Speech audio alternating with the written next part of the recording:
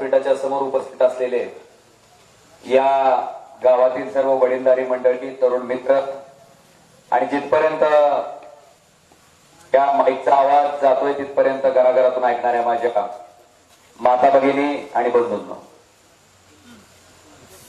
सगळ्यात पहिल्यांदा ही निवडणूक जाहीर झाल्याच्या नंतर साहेब आपण बघतोय, आपण ही सर्वसामान्य जनतेला सोबत घेऊन रॅली काढून आपला अर्ज दाखल केला. काल प्रतिस्पर्धी उमेदवाराचा अर्ज त्या ठिकाणी दाखल झाला आणि ती अर्ज दाखल झाल्याच्या नंतर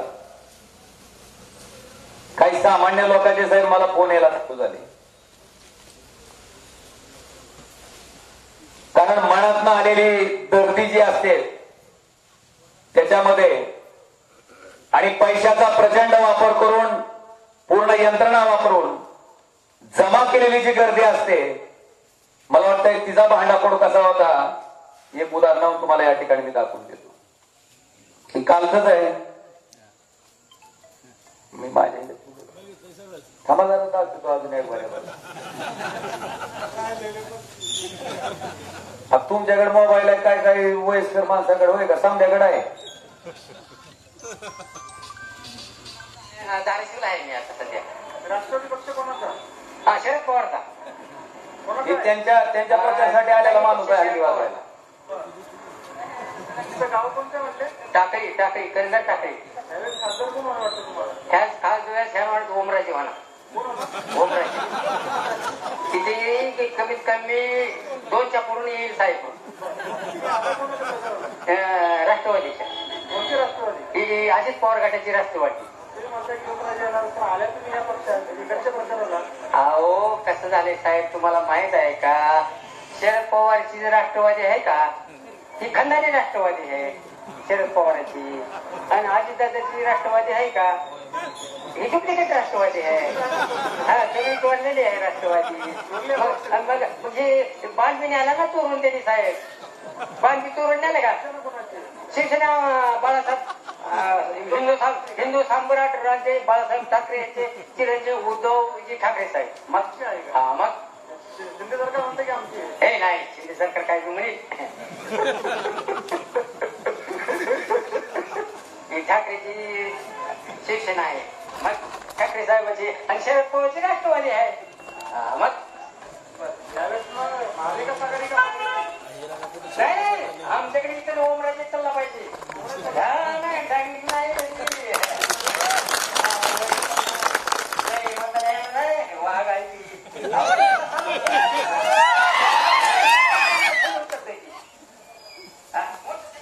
अजून बारला नाही. बघा गंमत बघा,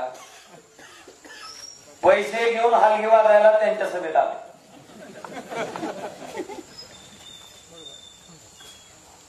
गमजा त्यांचाच घातलाय, टोपी बी आहे. आणि सांगतोय काय? गंमत अशी झाली साहेब, ही मुलाखत बाहेर पडल्याच्या नंतर त्यांची टोळदार त्याच्या घराला घ्यायला घालून बसली. ती म्हणला तुमचे पैसे दिले तेवढ्याची हलगी वाजवून आलोय. म्हणला आता मत कुणाला टाकायची मला अधिकार आहे. म्हणला तू सांगायचं नाही. तू जेवढ्या पैशाचं काम दिलं ती वाजवून आलोय म्हणला. मला वाटतंय 400-500 रुपये रोज कमवणारा माणूस जर लोकशाहीच्या प्रती इतका जागरूक असेल, इतका प्रामाणिक असेल, तर मला वाटतं आता सामान्य माणसानं विचार करण्याची गरज आहे. त्यामुळे कालच्या सभेत आलेली 500-500 रुपये देऊन कशी आणली होती साहेब? आपल्याकडे गाड्याला पैसे नव्हते, त्यांच्याकडे गाड्याला तर पैसेच होते, पण गाडीत बसणाऱ्या माणसालाही पैसे होते. ही वस्तुस्थिती आहे. का माणसं असं करत असतील मला माहित नाही. कारण खोटं समाधान करून काय होणार आहे? 4 तारखेला ती उघड का 4 तारखेपासून समाधान आहे. त्यामुळं कालच्या सभेचं हा एक भाग झाला. आपण लय व्हिडिओ आता बघितले असते तुम्ही सोशल मीडियावर, सगळीकडे चालला. त्याच्यामुळं काम कोण करतंय, कामाचं नाटक कोण करतंय, याच्या बाबतीत काही सखोल सांगायची आवश्यकता. आज मला आपल्या सगळ्याला विनंती करायची की तुमच्या आशीर्वादानं मागचे 5 वर्ष मी तुमचा खासदार म्हणून या भागात काम केलं. साहेब, पहिल्यांदा कोरोना आला. कोरोनाच्या कालावधीमध्ये सुद्धा ओमराजेनं जे शब्द तुम्हाला दिला होता की ओमराजे फक्त निवडणुकीपुरता तुम्हाला उमेदवार म्हणून दिसणार नाही, तर खासदार म्हणून निवडून आल्याच्या नंतर तुमच्या प्रत्येक अडचणी सोडवणारा लोकप्रतिनिधी, तुमच्या प्रत्येक अडचणीला पडणारा खासदार, या पद्धतीचं काम ओमराजेचं असेल, हा शब्द मी तुम्हाला त्या निवडणुकीच्या प्रचारात दिला होता आणि तो शब्द मी अतिशय प्रामाणिकपणे तंतोतंत पाळलाय. करोना झाला, मी आलो होतो. अतिवृष्टी झाली, मी आलो होतो. आपल्या सोयाबीनचं नुकसान झालं, मी आलो होतो. मला वाटतंय प्रत्येक संकटाच्या संघर्षाच्या काळामध्ये तुमचा प्रतिनिधी म्हणून मी प्रत्येक वेळेस तुमच्या गावात आलेलो आहे. आज मगाशी सर सांगत होते की खासदाराचा मतदारसंघ मोठा आहे, त्यांचं काही चूक नाही, बरोबर आहे. जवळपास 6 विधानसभा म्हणजे 6 आमदाराचा जो मतदारसंघ आहे तो एका खासदाराचा मतदारसंघ असतो आणि 6 आमदार जेवढे फिरतात तेवढं एका खासदारानं जर फिरलं तर खासदार दाखवान 500 मिळवा ही जाहिरात येत नाही. मला वाटतंय तेवढं काम मी प्रामाणिकपणे मागची 5 वर्ष तुमचं केलंय. आता माझ्या संपर्कावरून मी दुख नाही, म्हणजे फोन उचलल्यानं काय होतंय, इतकं म्हणजे खालच्या पातळीवर जाऊन भाषण चालू आहे. मला काय म्हणायचंय की जेवढ्या मी सगळ्या लोकांची भाषणं व्हायले ते प्रत्येक जण म्हणतंय फोन उचलल्यावर काय होत नाही, काय होत नाही. अरे काय होत नाही तर मग भाषण घ्यायलाच कशाला? फोन उचलल्यावर काहीच होत नाही ना, चिल्लर गोष्ट आहे ना, तर मग भाषणात एवढं त्याला काउंटर का करायला लागलं? मला वाटतंय त्याच माझ्या कृतीलाही घाबरले.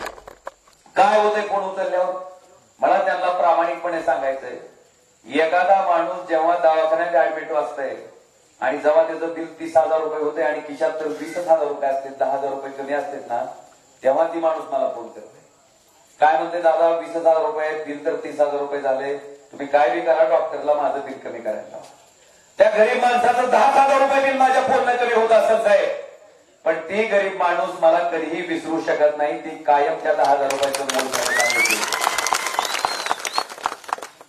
एखाद्या माझी भगिनी त्या ठिकाणी डिलिव्हरीसाठी हॉस्पिटलमध्ये ऍडमिट झालेली असती, त्या माझ्या भगिनीला 2 बाटल्या रक्ताची आवश्यकता असते. त्यावेळेस त्या बहिणीला या ओमराजेची आठवण होती. साहेब, तिला 2च बाटल्या रक्त आपण त्या ठिकाणी वेळेवर उपलब्ध करून दिला असतंय, पण तिचे वडील, तिचा नवरा, तिच्या कुटुंबातली माणसं कधीही आपल्याला विसरू शकत नाही. अनेक उदाहरणं मला सांगता येतील. काही लोक हिनवायला लागले, म्हणले ज्या कंटा मिळेचं काय खासदाराचं काम आहे का?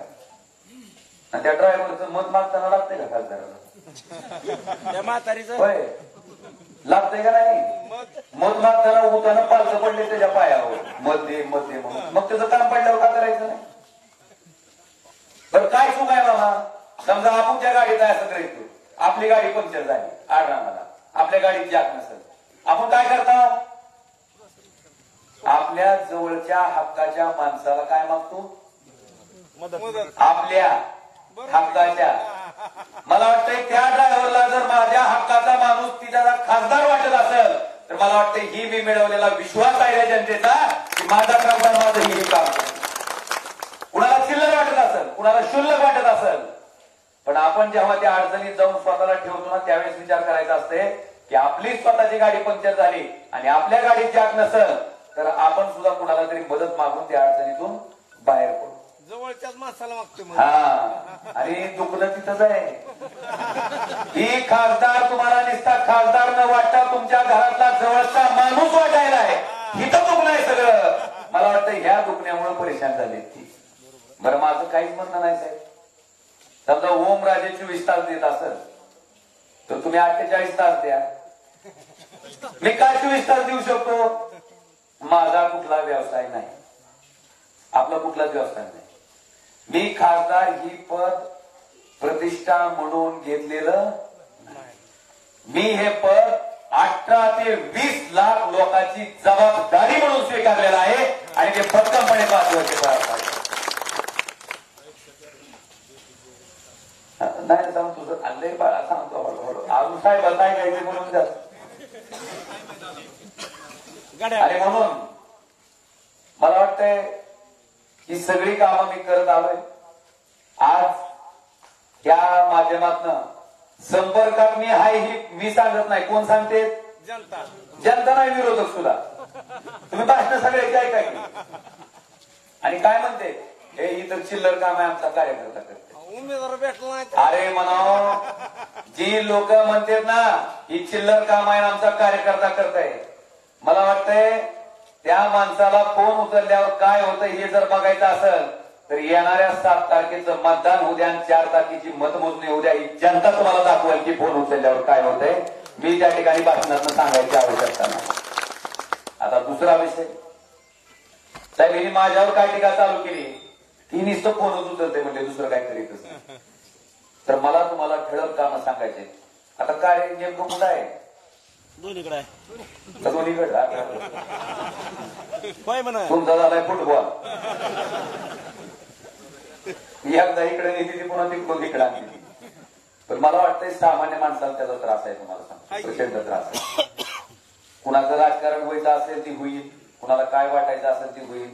पण मला तुम्हाला सांगतो की सगळं गाव इकडे घेण्यासाठी काय काय यातना गावातल्या लोकांना सहन करायला लागल्या आणि ती झाल्याच्या नंतर तिकडून इकडे यायचंय. आता मला वाटतंय त्याला परमेश्वरानं सद्बुद्धी द्यावी की बाबा कुठं का असं आपण राहू द्या, महाराष्ट्राचं जाऊ, भारताचं जाऊ, काय भारताच्या बाहेर आम्ही चाललेला नाव जिथं आहे तिथं राहू द्या, मला काय फरक पडायला लागले. ते विषयच तर तेवढी मी विनंती आहे. आता मला तुम्हाला माझ्या कामाच्या बाबतीत सांगायचं. साहेब आता उघड लढाई आहे. पद्मसिंह पाटलाचं कुटुंब आणि पवनराजे निंबाळकर साहेबांचं कुटुंब अशी सरळ सरळ लढाई आहे. आता या लढाईमध्ये मला तुम्हाला 2 गोष्टी समजून सांगायच्या. एक, पद्मसिंह पाटील आणि त्यांच्या कुटुंबाला माननीय शरदचंद्रजी पवार साहेबांमुळे किमान 40 वर्ष मंत्री म्हणून धाराशिव जिल्ह्याचं नेतृत्व करता आलं. 40 वर्ष धाराशिव जिल्ह्याचं नेतृत्व केल्याच्या नंतर त्यांच्या नेतृत्वाचा फायदा धाराशिव जिल्ह्याला काय झाला तर केंद्र सरकारनं दरिद्री जिल्ह्याची यादी जाहीर केली, मागासलेल्या जिल्ह्याची यादी जाहीर केली आणि त्या जिल्ह्याच्या यादीमध्ये हा धाराशिव जिल्हा देशात दरिद्री जिल्ह्याच्या यादीत नंबर 3 ला. आणि ज्यांनी मंत्री म्हणून काम बघितलं त्यांनी जेव्हा खासदारकीची निवडणूक लढवली तेव्हा तुमची प्रॉपर्टी जाहीर करावी लागते, इस्टेट जाहीर करावी लागते. ती इस्टेट जाहीर केल्याच्या नंतर डॉक्टर पद्मसिंह पाटील श्रीमंत खासदाराच्या यादीत मात्र त्या ठिकाणी देशात टॉपला जाते आणि जिल्हा 3 नंबर. नेमका ह्या मंत्रिपदाचा उपयोग कुणाला झाला हो? पुढची गोष्ट, 45-40 वर्ष शरद पवार साहेबांनी यांना मंत्री केल्याच्या नंतर सुद्धा एका रात्री स्वतःच आणलेलं गबाळ वाचवण्यासाठी आणि दुसरं काय कारण आहे? नाही एक ईडी झाली. दुसरं आता काय पवार साहेबांची सत्ता येत नाही. आपल्याला जर मंत्री व्हायचं असेल तर कुठं जावं लागतं रे? भाजपमध्ये. म्हणून एका रात्री पवार साहेबांबरोबर सोडून भारतीय जनता पार्टीत जाणारी पद्मसिंह पाटील कुटुंब आणि काय कारण सांगते राष्ट्रवादीतून भारतीय जनता पार्टीत का गेला? कशासाठी? हा, ही लय भारी शब्द आहे, विकास विकास विकास.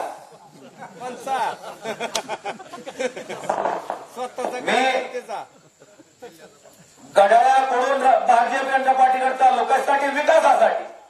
आणि गंमत अशी आहे साहेब, त्याच कमळाबाईला बहुतेक 5 वर्ष विकास जमला नाही म्हणून त्या कमळाबाईला सोडचिठ्ठी घेऊन त्यांच्या मालकीत परत कुठल्या पार्टीत आल्या? हाणलेल्या घड्याळाकडे. कारण चोरलेली वस्तू आपण भूषणानं घेऊन फिरत नाही. आता तिकडून इकडे का आल्या? हा, विकास.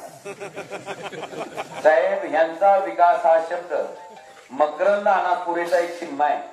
त्याच्यात ती देवाच्या पाया पडते म्हणते मला आमदार होऊ दे, मी तुला सोन्याची टोपी. देव म्हणते सोन्याची टोपी, ओके तथास्तु. त्यामुळे मकरंद अनाथपुरे आमदार. देव वाट बघते की आता नेमकं कोणत्या सोनाराकडून सोन्याची टोपी येते. आता ही मकरंद अनाथपुरे डॉक्टर पाटलाचा हुशार. त्यानं काय करतंय, सोन्या नावाचं एक पोरगा असते त्याच्या डोक्यावर टोपी घालते, तीच काढतंय देवाच्या डोक्यावर घातली म्हणते सोन्याची टोपी तुला. मला वाटतंय मकरंद नानापुरीची सोन्याची टोपी आणि डॉक्टर पद्मसिंह पाटील कुटुंबाचा विकास याच्यात काही सुद्धा अंतर नाही. आणि त्यांच्यात आमच्यातला फरक काय तर 45-40 वर्ष मंत्री केलेल्या शरद पवाराला एका रात्रीत सोडून दिलं. ज्या उद्धव ठाकरेंनी मला आमदार आणि खासदार केलं त्या उद्धव ठाकरे साहेबांचा पक्ष फुटत असताना, पक्षाचं नाव जात असताना, पक्षाचं चिन्ह जात असताना, सत्ता जात असताना आणि पलीकडे गेल्याच्या नंतर 50 खोके भेटत असताना त्यांच्याशी प्रामाणिक राहून त्या खोक्यावर लाथ मारून उद्धवजी ठाकरे साहेबांना माझं प्रामाणिकपणे उभा राहायला उभं राहिलं. निवड तुमच्या बांधव हा एक विषय. घराणेशाहीवर बोललं जातंय. भारतीय जनता पार्टीला तर घराणेशाहीची चीड आहे का नाही? माझ्या जागी चुकून राणा पाटील 2019ला जर खासदार झाले असते तर खालची विधानसभा कोण लढली असती हो? इकडं कुठं सोडता तुमच्याकडे आलंय राव इकडे लांब उघडच आहे अर्चनाताई नाही तर ओम राजे 2019ला खासदार झाला. खालची विधानसभा कोण लढलं? कोण लढलं? साहेब घराणेशाही निश्चित भाषणातून सांगितली नाही तर स्वतःच्या आचरणात त्या ठिकाणी आणली. आणि आज मला अभिमान आहे की तेच कैलास पाटील त्याच 50 कोटीवर लाट मारून आज प्रामाणिकपणे उद्धवजी ठाकरे साहेबांच्या मागे उभे. म्हणजे घराणेशाही जिला आता सुद्धा गमत बघा साहेब, मी आमदार आहे, तू हणलेल्या घड्याळाकडे होऊन आपण जा, पण खासदारकी कोण लढायची? हा बाकीच्याला कसाची अक्कल काय साहेब? कालची सभा होती तिथं चंद्राजिंगरीची पाळी. आमदार असणारी माणसं काय करत होती बघितली मी तिथं. पैसे देऊन आणले. हा एक जण हाक मारतोय औसा औसा बघायच्या गाडीवर कसं हाक मारतोय मोठमोठ्यानं कांदिऱ्याच्या गाडीवर. त्याला म्हणावं अभिमन्यू पाटील साहेब बिलकुल काळजी करू नका, 4 तारखेला निकाल लागल्यावर सुद्धा अशी दारडायची पाळी येणार आहे. औसा औसा औसा क्या हुआ. बिलकुल साहेब आता लोक दबावात आहेत. कुणाला धमक्या दिल्या चालल्यात, कुणाला काय सांगितलं जातंय, दडपण टाकलं जातंय, प्रेशर केलं जातंय. पण माणसं ही प्रेमानं जिंकावी लागते.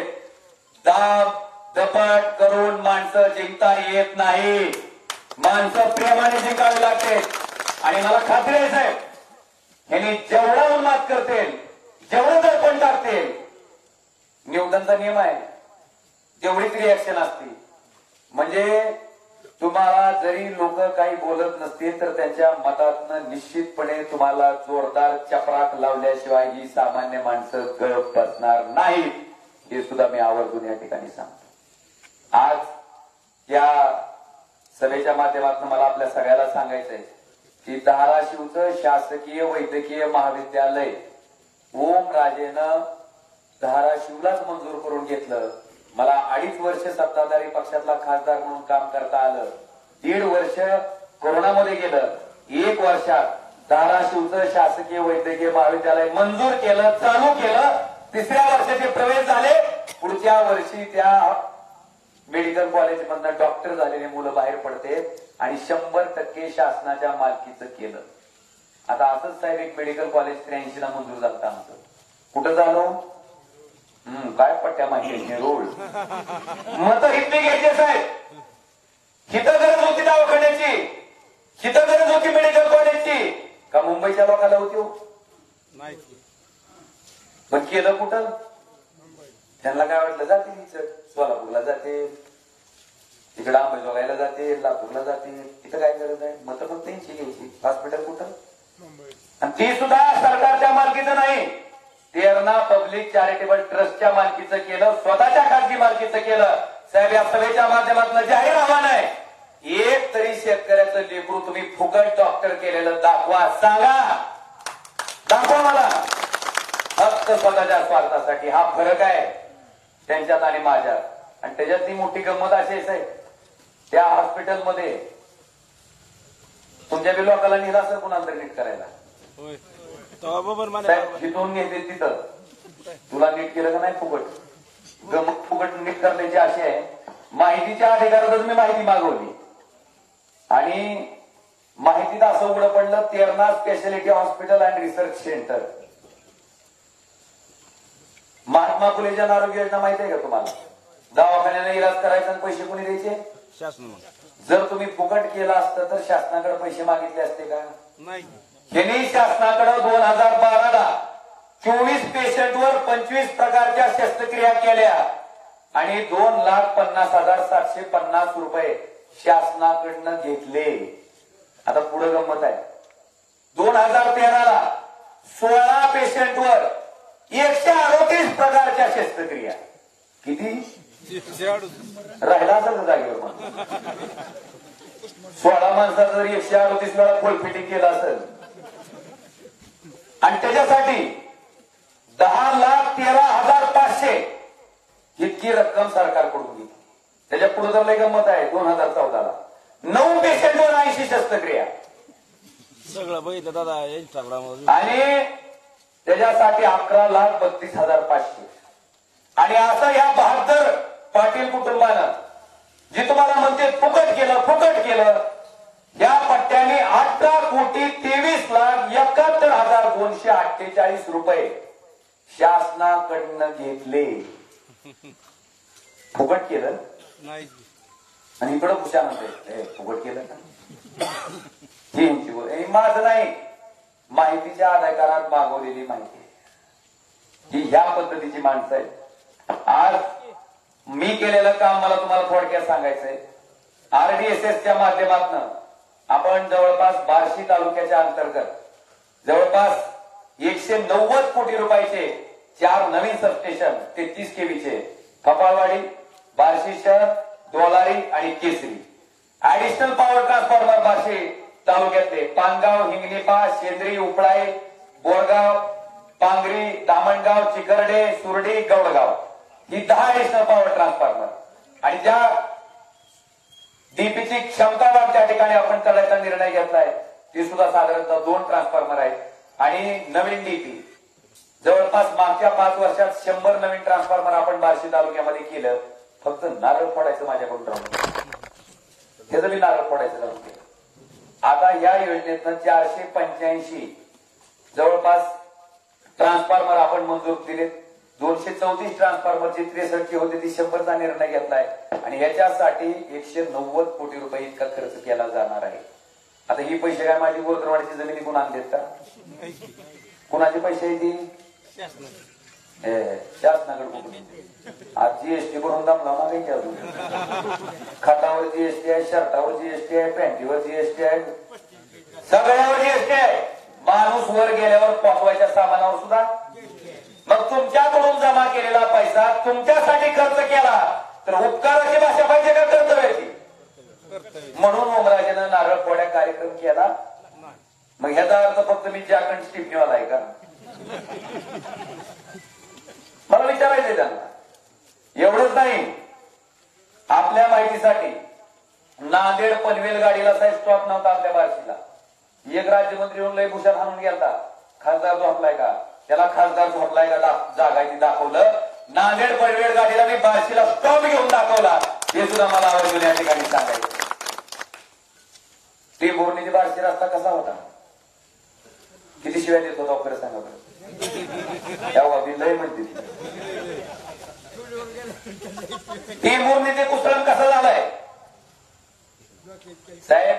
10 मीटरचा रस्ता आपण गडकरी साहेबांच्या मागे लागून डीपीआर बनवून आपण टेंभुर्णी 150 केलता. पण ते आवताडे नावाचं एक चांगलं देखणं कॉन्ट्रॅक्टर लागलं म्हणून कुसळ 150 राहिलाय आमचा. त्यानं कामच केलं नाही. आता परत त्याचं टेंडर तयार झालंय. पण मला वाटतंय टेंभुर्णी ते कुसळ तुम्हाला रस्ता कसा झालाय?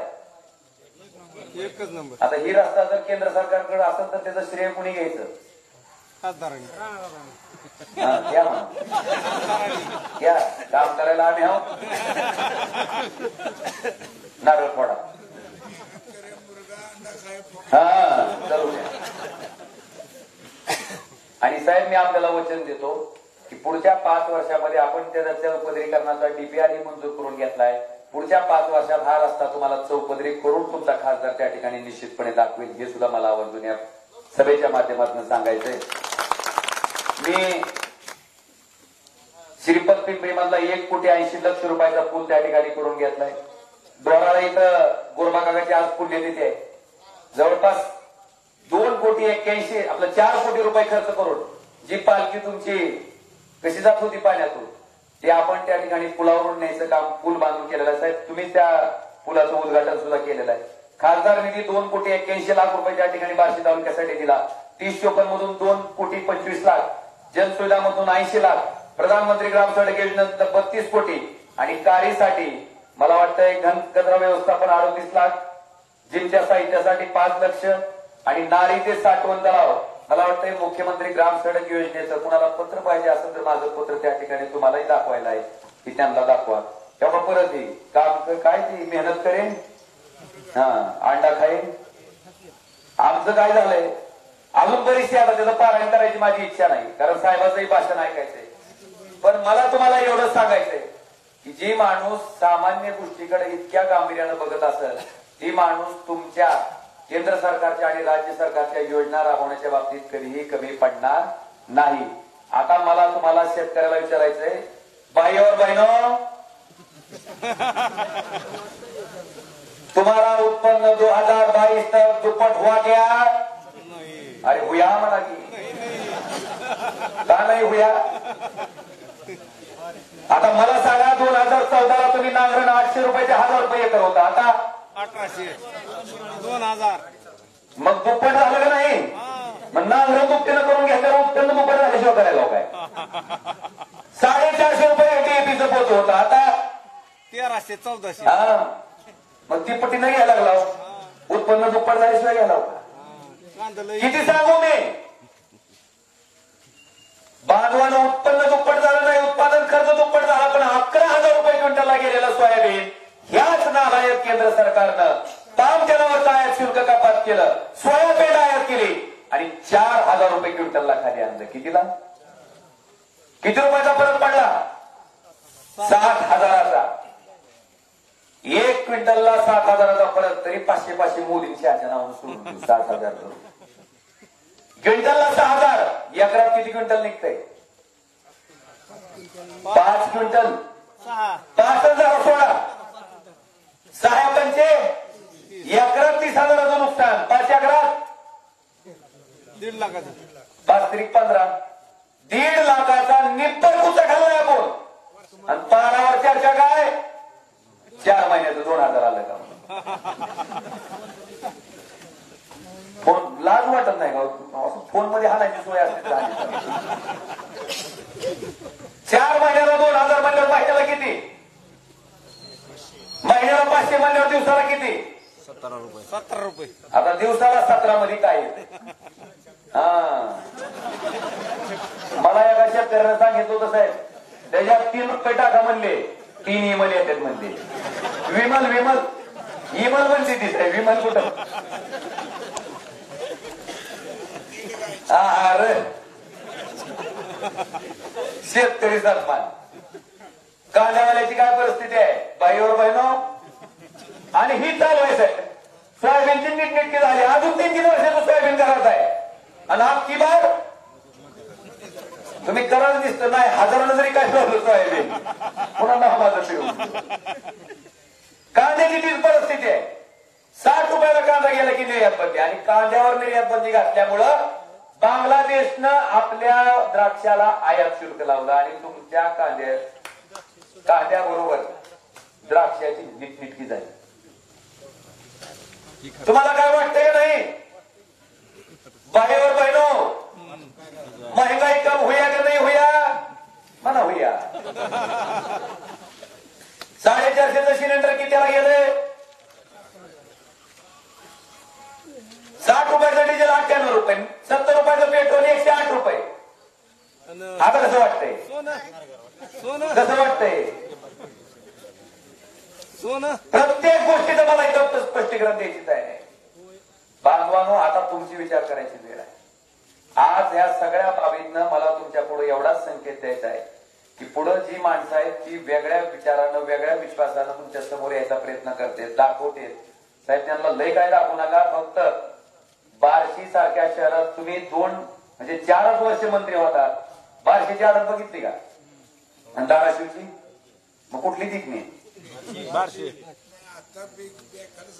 ती जातात तिकडून आमचं आणायचं आणि मला गंमत काय झाली साहेब ज्यानं 40 वर्ष धाराशिवचा काटा काढलाय त्याचं कौतुक करायला येतं काय करायचंय नेमकं धाराशिव सारखं करायचंय का तुम्हाला नाही. बारशीची आड नाही. साहेब तर म्हणले आली तशी परिस्थिती बाजवानो फार काही बोलत नाही साहेबांचंही भाषण आपल्याला ऐकायचं कारण तुमचं मार्मिक असते साहेब आता फक्त तुम्हाला माझं एवढंच विनंती आहे की साहेब पक्षांतर केलेलं समर्थन कसं करावं पक्षांतर पटतंय का तुम्हाला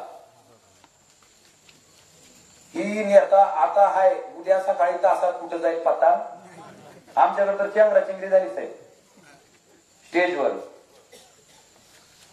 नवीन माणूस नवरा भारतीय जनता पार्टी बायको हाणलेल्या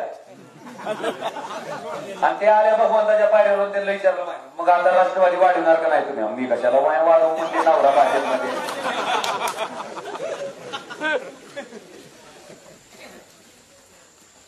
ही कमी होतं म्हणून पोरानं भाषण केलं साहेब स्टेजवर व्यासपीठावर तुम्हाला काय माहिती आहे म्हणले हृदयात आमच्या रक्तात राष्ट्रवादी हृदयात नाही कमळ आहे कमळ कमळ त्या लेकराची काय चूक आहे हो वडील कुठं आहे भाजप आई कुठं आहे मग त्याचं बरोबर आहे ना त्याचं काय चूक आहे त्याला म्हणलंय आता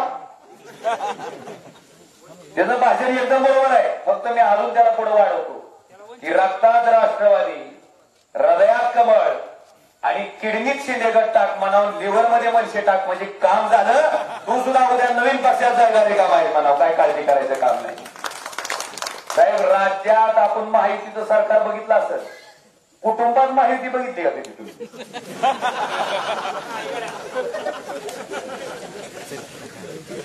एकमेव उदाहरण आहे आपल्या धाराशिवचं एकाच कुटुंबात नशीब तुमच्या गावाचे रहिवासी राणा पाटील नाही नाहीतर सरपंच राणा पाटील उपसरपंच नाही अर्चनाताई एका माणसाला 2 पैसे पडले आणि सदस्य हा चलू दे तुमची पंचायत ही पद्धत आहे आणि म्हणून फार काही बोलत नाही एवढीच विनंती करतो की तुमचा खासदार म्हणून 5 वर्ष मी तुमच्यासाठी प्रामाणिकपणे दिले पूर्ण वेळ दिलाय प्रामाणिकपणे दिलंय आणि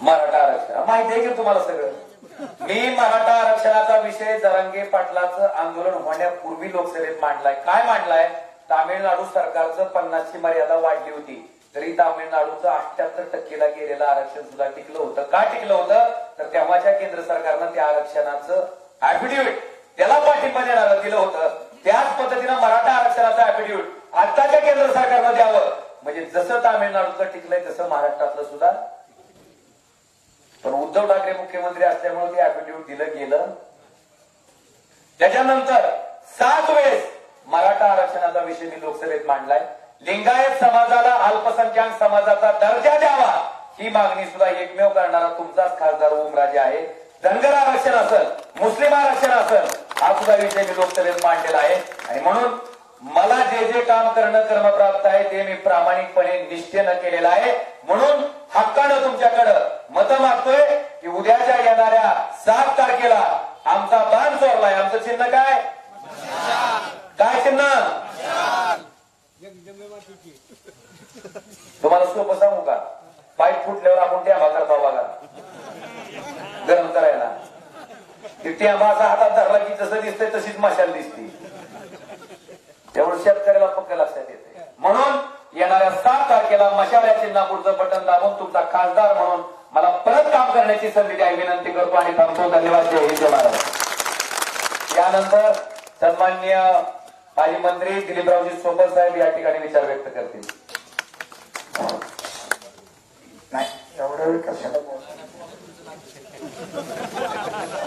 आम्हाला तापायलाच 10 मिनिटं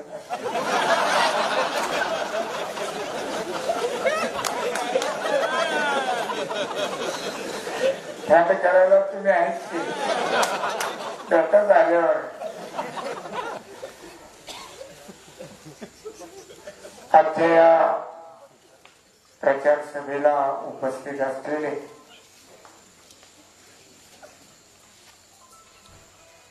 रेकॉर्ड प्रमाणे उस्मानाबाद लोकसभा मतदारसंघातील महाविकास आघाडीचे उमेदवार खासदार ओमराजे निंबाळकर ज्यांनी आपले विचार मांडले, बार्शीचे माजी नगराध्यक्ष विश्वासभाऊ बारबुले, माझ्या बरोबर आलेले माझे सहकारी नंदकुमार काशीद सर, ऍडव्होकेट विकास जाधव, प्राध्यापक आलाय का नाही होता देशमुख, आमचे मोरे सर, मोरे साहेब उपळाईचे, सातपुते सर, या सभेचं आयोजन करणारे आमचे गुरुजी खरंच गुरुजी, खाशेराव विधाते, अतुल चालखोर, सारंग, सगळ्याच्या नाव घेत बसत नाही. हा सतीश सारंग म्हणले, चेअरमन उमेश डोके, शिंद्यांच्या शिवसेनेतून आपल्याकडे आलेले दत्ता देसाई, असं मला बोलायला सांगितलं. हे खरं नाही आहे, मी त्यांची चेष्टा करत असतो म्हणून म्हटलं असं काही नाही, पूर्वीपासूनच बरोबर आहे. उपस्थित आमचे चेलोडीचे भैया, बार्शी तालुका शिवसेना प्रमुख प्रवीण काकडे, बोरगावचे आमचे वकील साहेब श्री भोसले, उपस्थित गावातील वडीलधारी मंडळी, तरुण मित्र आणि सभा ऐकणाऱ्या माय भगिनी, ओमराजेचा कारी उस्मानाबाद मध्ये आल्यामुळे जास्त परिचय झाला असेल तुमचा, आणि ती त्यांची स्वतःची पद्धत आहे. सातत्यानं लोकांमध्ये मिसळणं, त्यांचे प्रश्न समजून घेणं आणि त्या प्रश्नाची सोडवणूक. आणि ते करत असताना पूर्वी फोन वगैरे नसायचे, पण या देशामध्ये फोन, टीव्ही आले राजीव गांधी साहेबांना. आणि काही विद्वान म्हणतात की 60 वर्षात काही झालंच नाही. मग 60 वर्ष या काळीला सगळं जंगल होत,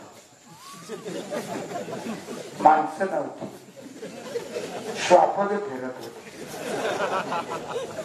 वाघ काही नव्हतं 60 वर्ष. रेल्वे स्टेशन वगैरे फक्त एकाच ठिकाणी, तिथे काहीच नव्हतं. हे सगळे जन्मले, मोठे झाले, हे महादेव मंदिर झालं, ही ग्रामपंचायत झाली 2014 नंतर.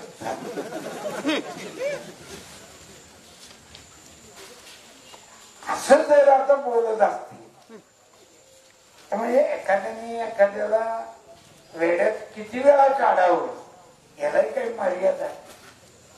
काढणाऱ्याला काही वाटत नसेल, पण निघणाऱ्यांनी तरी आपण किती वेळा वेड्यात निघायचं याचं भान ठेवलं पाहिजे.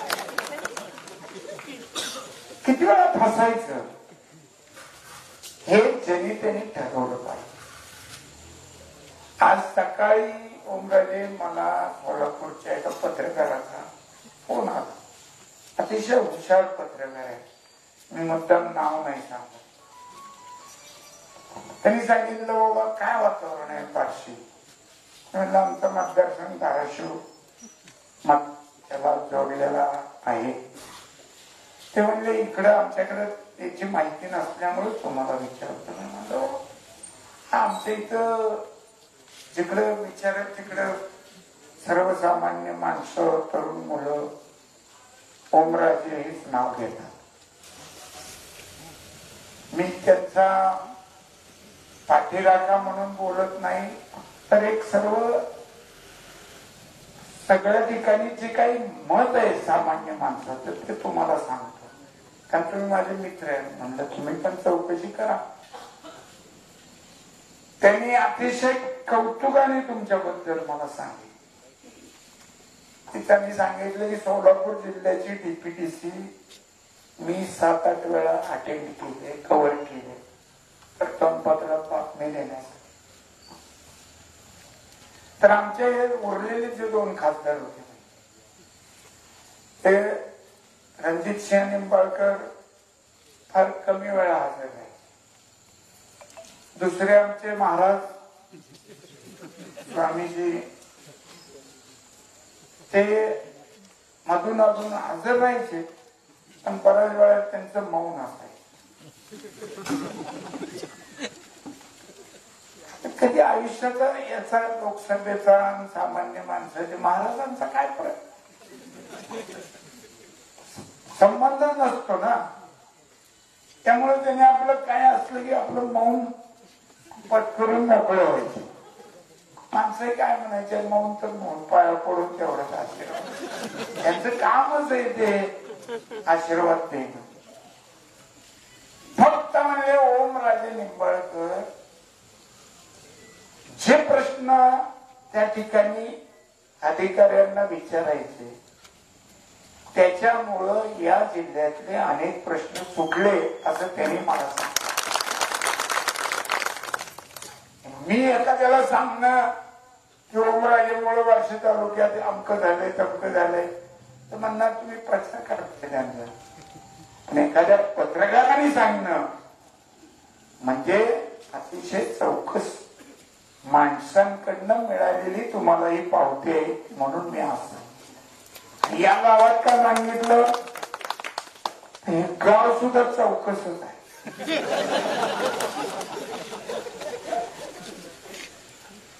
माणसं हुशार आहे.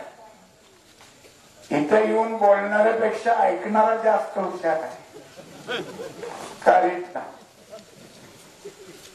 गाव कारी, माणसं कार आहे.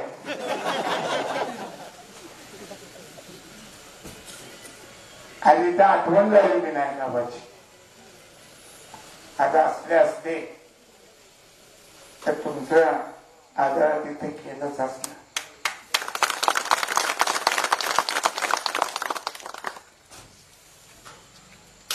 शरद भाऊ आमचे सध्या तब्येत नसल्यामुळं घरी, तरी येणाऱ्या जाणाऱ्याला भेटतात, बोलतात. आणि कष्टाळू गाव आहे. त्या गावाने स्वतःच्या कष्टावर पूर्वीपासून द्राक्षाच्या बागा स्वकष्टानं उभारणारे अनेक लोक. त्या 2014च्या नाही, आधीच्याच आहे. तर त्याचा सुद्धा एखाद्या वेळेस उल्लेख व्हायचा. त्या सगळ्या बागा 2014 नंतर काय सांगता येत नाही. आणि तुम्ही प्रामाणिकपणे कार्य असो, बार्शी तालुका असो, याच्यासाठी प्रयत्न केलेले आहे. आतापर्यंत ह्या 3 वर्षात रस्ता असेल काय असं मला शिक्का मारून चालत नाही. 6 वेळा 6 चिन्ह झाले. लोकांचं चिन्ह चांगले असल्यामुळे मला ती विधानसभा बघायला मिळाली हेही सांग. महाराज तुम्ही त्याच्यावर सांगत जाऊ नका. पण अनेक कामं ह्या 3 वर्षाची पूर्ण झालेली आहे किंवा सुरू आता संपत आलेली आहे. सगळी कामं उद्धव बाळासाहेब ठाकरे मुख्यमंत्री असलेल्या महाविकास आघाडीच्या सरकारमुळे झाले. त्याचं श्रेय जर कोणी घेत असेल तर ते चुकीचं आहे. ते तुम्हालाच माहिती. पवार साहेबांची कर्जमाफीला ऑनलाईन करा, नवरा बायको दोघं जावा, तिथं सहाय्य करा, फोटो काढून घ्या, असं काही नव्हतं. त्यांच्या वेळेसच सुरू झालं. द्यायचं तर एकदम द्या ना बाबा. याची कशी गोष्ट आहे यांची. गावात एक मोठा तालेवर माणूस होता. त्याला पूर्वीसारखं घरी ठेवलं. त्याला त्याने एक जरा चांगला माणूस गाठला. कामाला राहतो का राहतो, सालानं राहतो होय. साल ठरलं पण त्याने अजून उत्साहानं काम करावं म्हणून त्यांनी सांगितलं, तुझं काम केलं तर तुला पनकोलचा फेटा, सिल्कचा सदरा, चांगल्यापैकी सिल्कचं धोतर, सोन्याचं कलर, पाण्यात कोल्हापूर चप्पल. थोडं आता असलं आश्वासन मिळाल्यावर ते 8 तासाच्या ऐवजी 12 तास काम करायला लागले. महिना झाला, 2 महिने झाले. मालक काय झालं म्हणले, आपल्या फेटा साजरा काय पुराणात काम करतो. दादा धरताना एवढा पालकोलचा फेटा. तुम्हाला आता तरुण पोरांना पालकोल माहित नाही. म्हणजे सिल्कचा फेटा असायचा. फेट्यावरच माणसं सगळी पिढी गेली. पाडल्यावर खराब होईल एवढा मागा मोलाचा फिरावली बाजूला सिल्कचा साजरा कळलं. परत 2-3 महिने झाले. म्हणलं तिकडं हरवलं म्हणजे काय घ्या, तो असं काम करणार मग हरवलं म्हणजे काय. परत 6 महिने गेले. माझं ती शिल्पचा सदराच होत. काम करताना त्याला काही लागला, फाटलं गेलं, काय करायचं सदरा. 3-4 महिन्याने म्हणलं, मालक मला काही नको म्हणलं, माझं आई धोतर राहू द्या. तशी पळे आपल्यावर आलेली आहे. तुम्ही जे भाव सांगितले शेतमालाचे वगैरे, लोक काही जण तर नवऱ्याला ढकलून बायकोने जाऊन मत गेलंय. 14-19 पोरांनी सुद्धा आईबापाचं न ऐकता ढकलू मतदान केलं. आता सगळ्यांना लक्षात आलं की आपण फसलेलो. त्याच्यामुळं माझं आपल्याला मत आहे की मी सांगतो म्हणून काही करू नका. आपण प्रचारात खूप आवाज ऐकतो, पूर्वी ताई माई आमका, आमच्यात मारा शिक्का, आमक्याचं दाबा बटन, खावणारा मटण. पण ते परवा टीव्हीवर टीव्ही ना आपल्या ह्याच्यावर एक मस्त पोस्ट आहे, ते खावा मटण पण नीट दाबा बटन. नाहीतर ती काय म्हणलं, काहीतरी 5 वर्ष रस्ता आणि बोंबलत बसा, खा रस्ता मग बोंबलत बसा 5 वर्ष. त्यापेक्षा तुम्हाला आपला आवाज काय सांगतो, मनात जरा खोलवर विचार करा. आलेल्या अनुभवाचा विचार करा, खऱ्या खोट्याचा विचार करा आणि आपल्या मनातनं जे आपला आवाज आहे तो आवाज घेऊन मतदान करा. आणि मला खात्री आहे की तुमचा तो आवाज ओम राजे असाच असणार आहे. आणि तुमच्या चिन्हावर मशालीवर बटन ते दाबा आणि दाबताना आत गेल्यावर विशेषतः तरुण मंडळी असतील सगळ्यांना सांगतो की त्याच्याबरोबर ते व्हीव्हीपॅट आहे,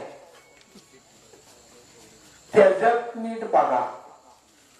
लगेच दाबलं की निघाला असं काही त्या दिवशी कितीही अर्जंट काम असलं तरी पळापळ करू नका. बटन दाबल्यावर ते व्हीव्हीपॅट शेजारी जी मशीन आहे त्यात क्लिक होत ना ते, आणि चिठ्ठी पडेपर्यंत थांबायला पाहिजे.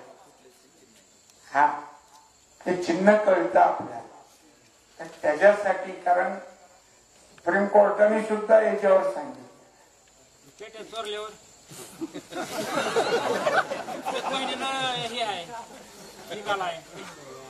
आपण राखणीला बसू, आपण आपल्या रानात करतो का नाही राखण. हे पीक आपलं आपण एवढं कष्ट करून तुम्ही आणणार, पण ते असं वाऱ्यावर जाण्यापेक्षा हा असं म्हणा. पण नुसतं म्हणून उपयोग नाही. आपण काय ज्योतिष होतो का? होणार आहे ही खात्री तुमची जी आहे ती महत्वाची आहे. पण त्याच्यासाठी घरोघर जाऊन आपल्या माय बहिणी त्यांना सांगावं लागतं. एखादा 14 नंतरच स्वातंत्र्य मिळेल म्हणणारा जो असतो त्यालाही जाऊन सांगायचं असते 47 ला मिळालंय स्वातंत्र्य. पंतप्रधान पहिले पंडित जवाहरलाल नेहरू होते, की कंगना रनौत म्हणजे सुभाषचंद्र बोस होते. अशी एडी एडी माणसं पुष्कळ फिरायला लागलेली आहे. त्यांचं प्रबोधन सुद्धा तुम्हाला करावं लागेल. नुसतं मला खुश करून उपयोग नाही. हा बादशाची एक गोष्ट होती. एक गायक आला दरबारात आणि मस्त सुंदर गाणं म्हणलं. ते म्हणलं बादशाह म्हणलं अजून एक म्हण, त्याला अशरफिया देतो, इथे सोना देतो. इथे ते आपलं 7-8 तास गात होतो. हे देतो वो देतो. बायकोला घरी जाऊन सांगितलं बादशाह खूप झाला असं असं सगळं सांगितलं. आणि आता जातो ना आणतो. गेला बादशाह. वो आपने कहा था इतने अशरफिया देते हैं, ये सोना चांदी दाग दागिने. वो क्या हुआ? काय का सोना? तूने मेरे कान को खुश किया, मैंने तेरे कान को खुश किया.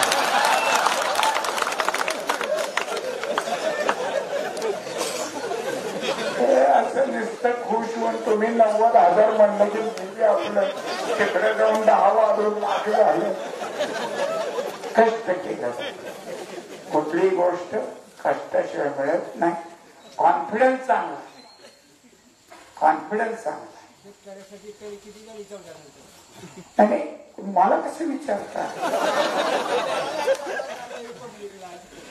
अहो आपल्यापेक्षा हुशार माणसं आहे. मी मगाशीच सांगितलं तुम्ही सारखे प्रश्न विचारू नका हो.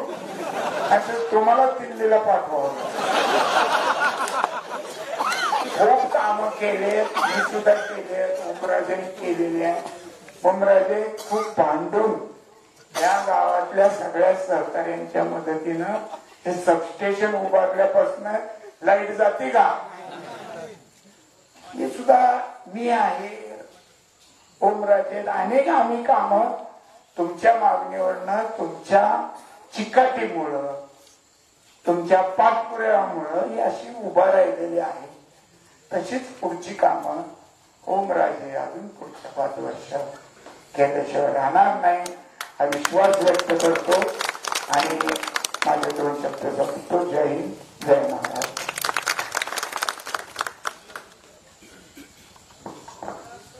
आजच्या या कार्यक्रमासाठी माननीय